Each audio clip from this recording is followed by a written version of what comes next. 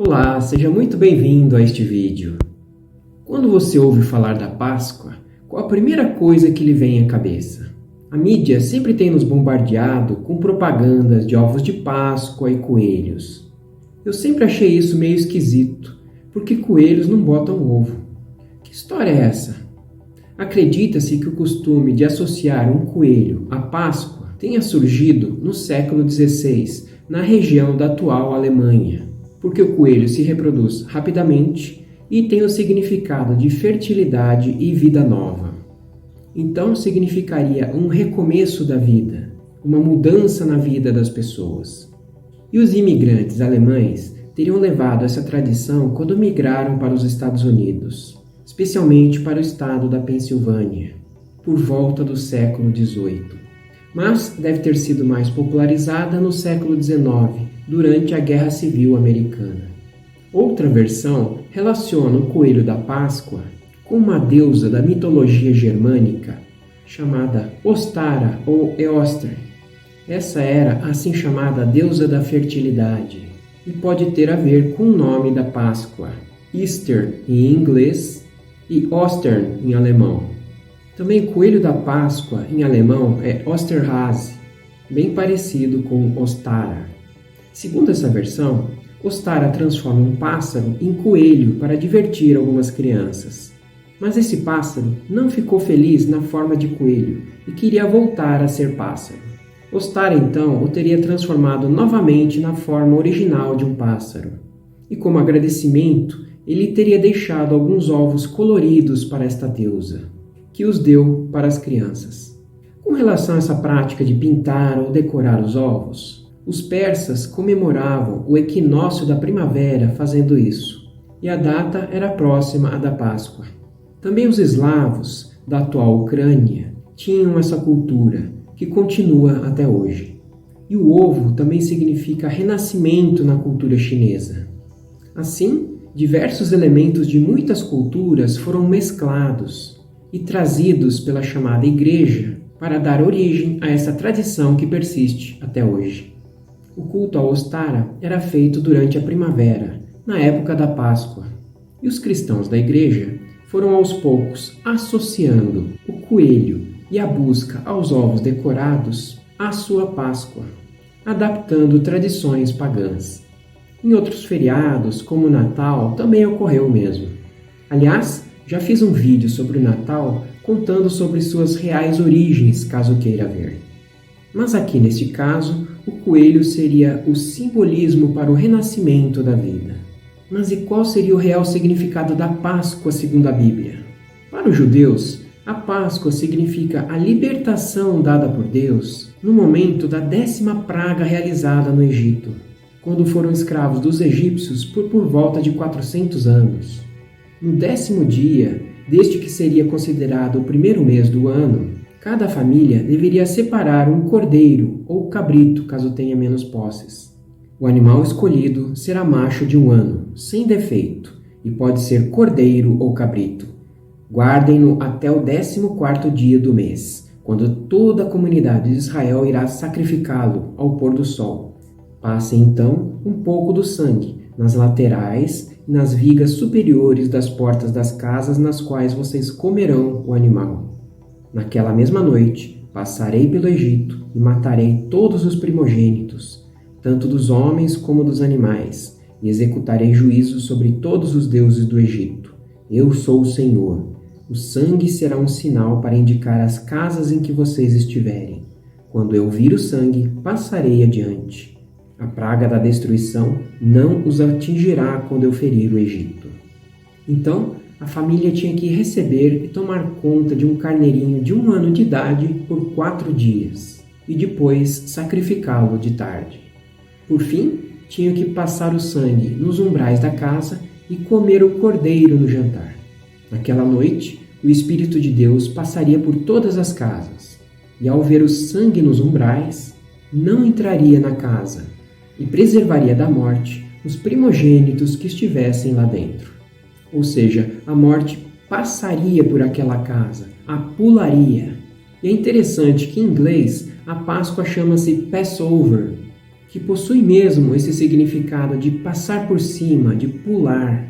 Com a morte dos primogênitos dos egípcios, finalmente o povo conseguiu sair do Egito rumo à terra prometida por Deus. Por isso, até hoje, os judeus relacionam a Páscoa com a libertação da escravidão. E essa festa deve ser comemorada sempre. Mas qual o significado da Páscoa para os cristãos? O cordeiro a ser sacrificado representa a Cristo. Ele deveria ter 1 ano, porque nesta idade ele é muito dócil e aceita seu destino facilmente. E deveria ser completamente sem defeitos, um sacrifício perfeito a Deus. Seu sangue passado nos umbrais, de forma vertical e horizontal, fazem referência à cruz onde Jesus morreu. E seu sangue também nos salva da morte eterna. O apóstolo João escreve em seu evangelho: no dia seguinte, João viu Jesus aproximando-se e disse: vejam, é o Cordeiro de Deus que tira o pecado do mundo. Paulo também concorda com isso em sua carta aos Coríntios. Livrem-se do fermento velho, para que sejam massa nova e sem fermento, como realmente são, pois Cristo, nosso Cordeiro Pascal, foi sacrificado. Ou seja, Cristo é o nosso Cordeiro Pascal, da Páscoa, cujo sangue derramado por nós nos salva da morte eterna. Ele morreu nessa festa de Páscoa. Da mesma forma como o cordeirinho, comparando Jesus com o cordeiro, ele entra em Jerusalém no domingo de Ramos, e por 4 dias ficou com o povo e foi examinado até que foi sacrificado. Fiz um vídeo sobre o dia da morte de Jesus, mostrando que não foi numa sexta-feira, caso queira ver. E na mesma hora que o sacrifício do cordeiro era feito pelo sacerdote, Jesus morria na cruz, representando o grande sacrifício por nossos pecados.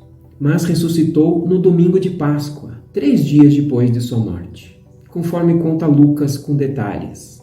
No primeiro dia da semana, o domingo, de manhã bem cedo, as mulheres tomaram as especiarias aromáticas que haviam preparado e foram ao sepulcro.